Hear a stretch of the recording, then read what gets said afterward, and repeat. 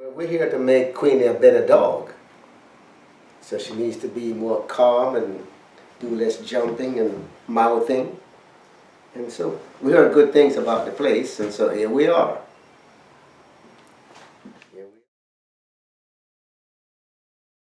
So here we are in a really busy place, really busy. Let's see if we can do a sit stay here. Sit. And we come to places like this every day to practice, just to make sure that she can be calm in a very active situation like this. Lots of stressful things, carts going past, people around, loud noises, all kinds of stuff like that. And practice sit stays and down stays. And as you can see, it can get kind of crazy out here. She's waiting to be released. If I was going to reward her, I'd just have a treat like this and I'd say, good. And reward her as everything goes past us, really close. And then to release her in my right hand, go, she's free. And she's, her training is really solid. She's always going to be Queenie. You release her out of her work mode and she's gonna jump. She's gonna get excited because that's just who she is. But at least you have the system of the sit stays and the down stays and the recalls so that you can, implement the system to control her in just about any situation she's in. Okay.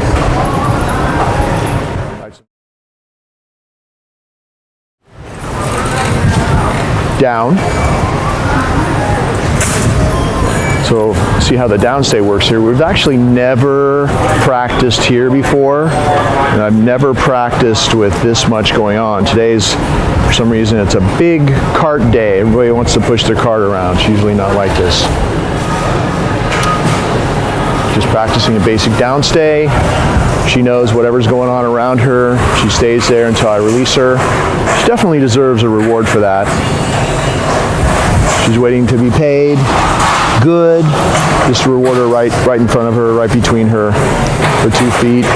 Things like this come towards her. Good. It helps sometimes when you've got big things coming right towards her to reward her as they're coming up to her.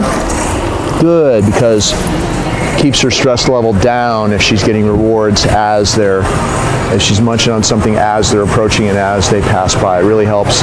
And then what's great about this is that, see, that's a big one. She's looking at me, ignoring anybody that's walking around. She's looking at me.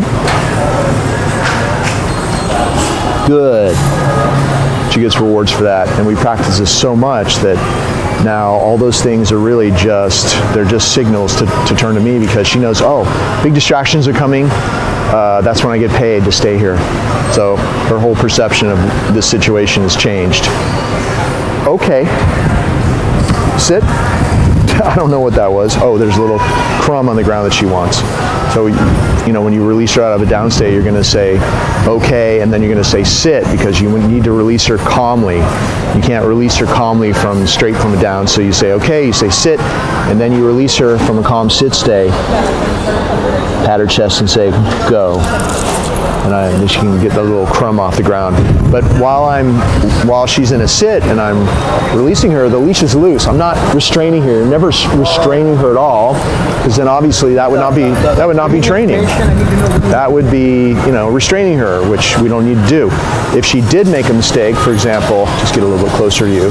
She did make a mistake. Sit. Let's say she broke out of the sit before I released her. I just tap her like that, and she would go back. But you're never holding on tight. A tight leash creates stress and tension, and she's a nervous itcher. When she's nervous, she'll itch. A lot of dogs actually do that. She does not have fleas, but she'll just itch when she's really trying to focus hard. So I just want to make sure you see that. Go. And that's how I release her, patting her chest and go.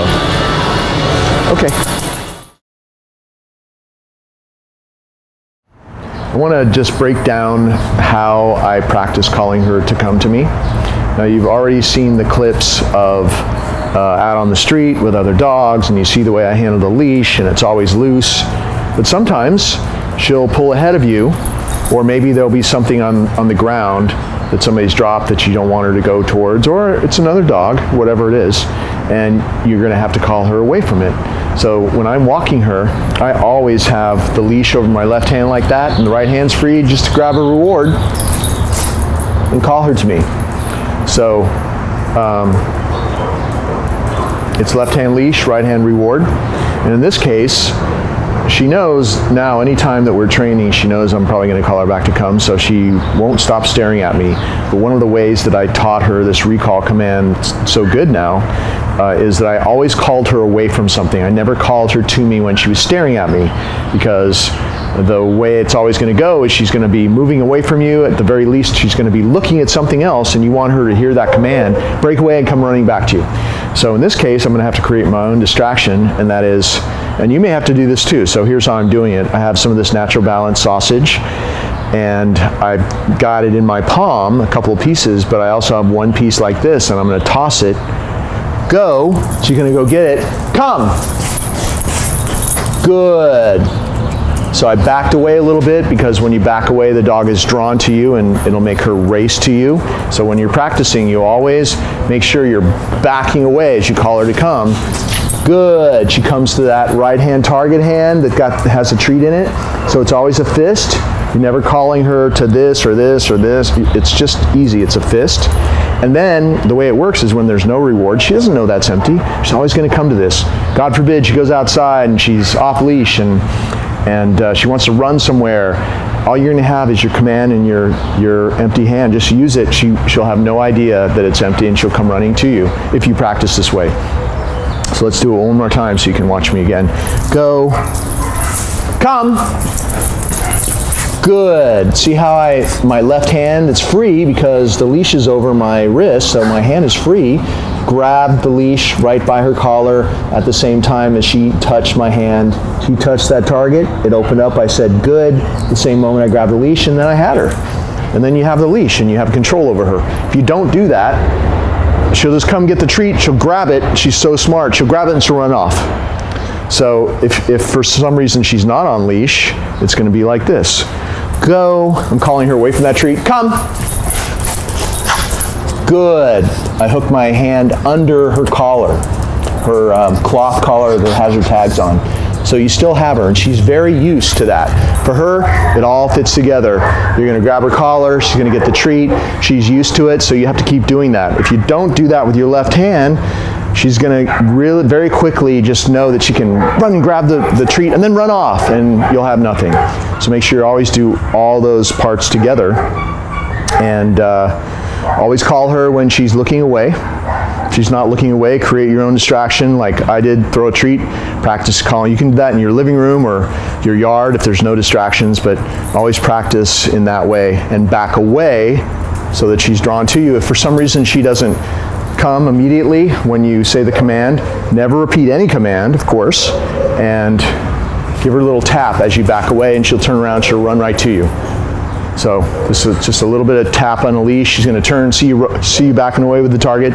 She's going to run right to you. Never say the command twice. Never repeat it, ever. Because the pattern is she heard it once, and she ends up doing it every time because of the way you handle the leash and your body language. And if you start repeating it, it's going to not be as good because she's going to expect you to say it 2, 3, 4, 5 times, and then she actually won't really do it half the time if you do that very often. So no repeating the command. Okay.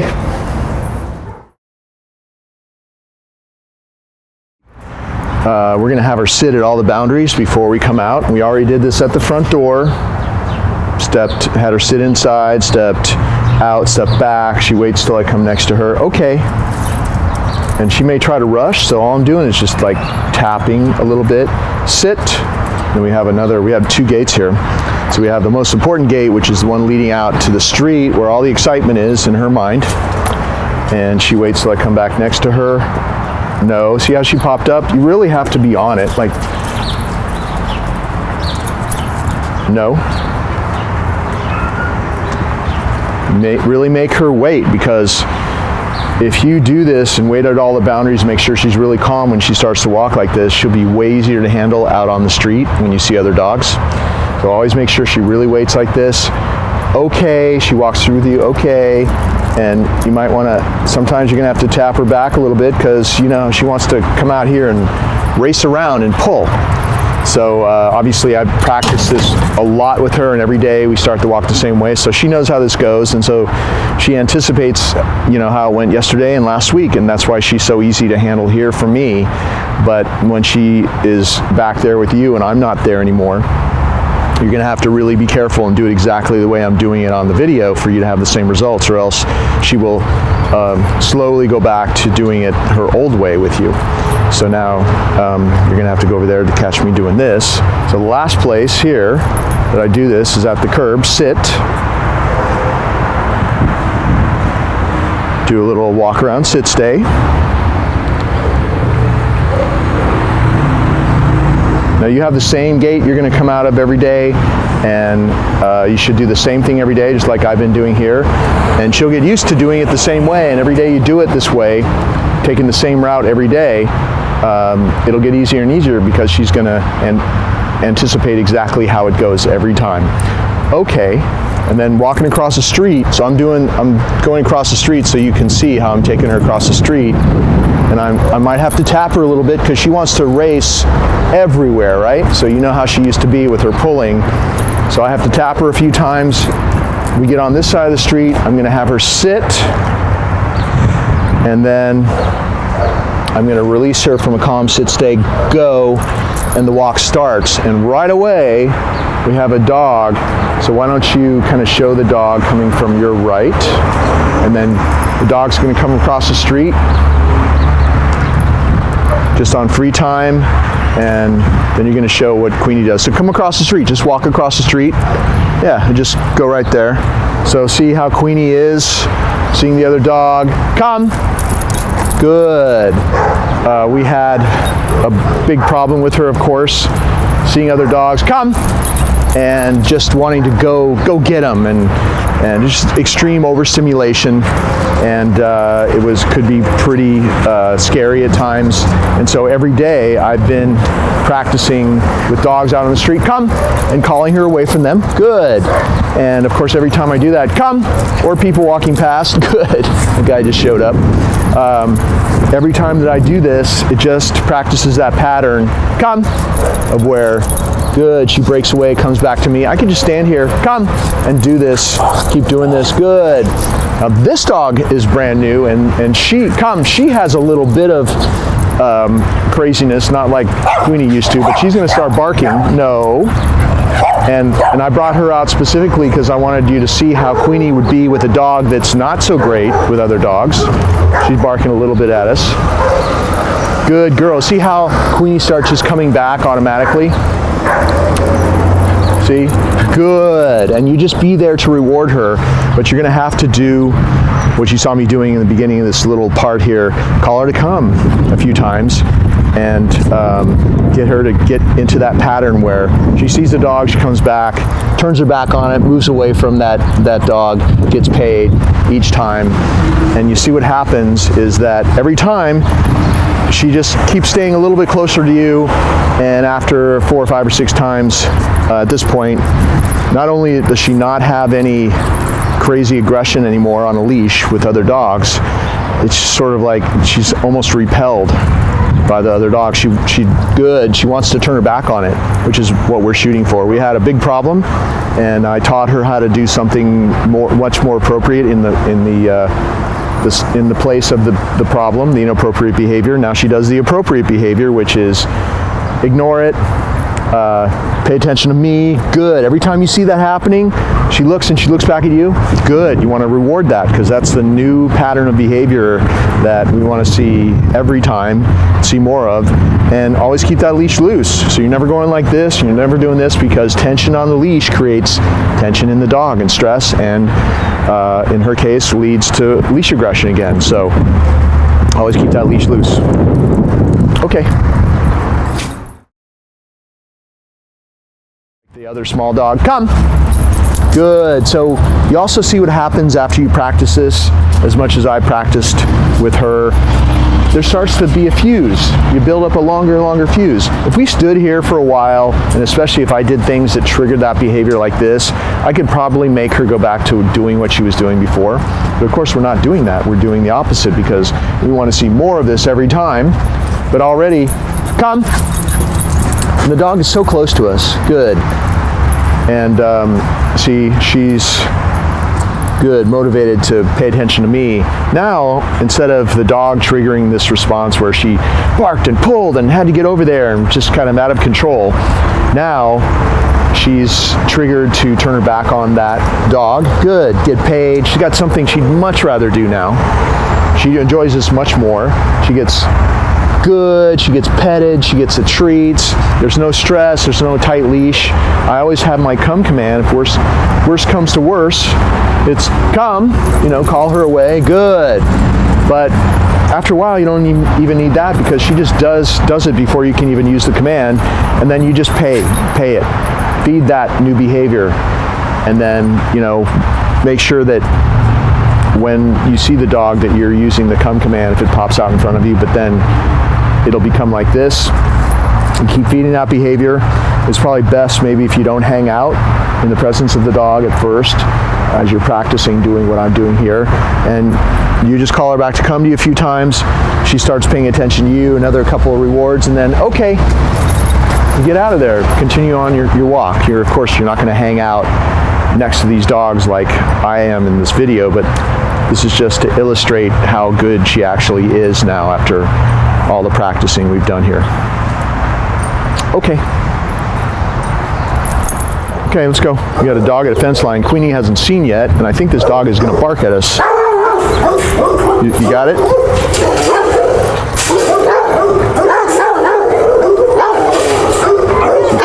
Good girl. See, that's the way it works. Come on, let's go. Let's get out of there. Come on.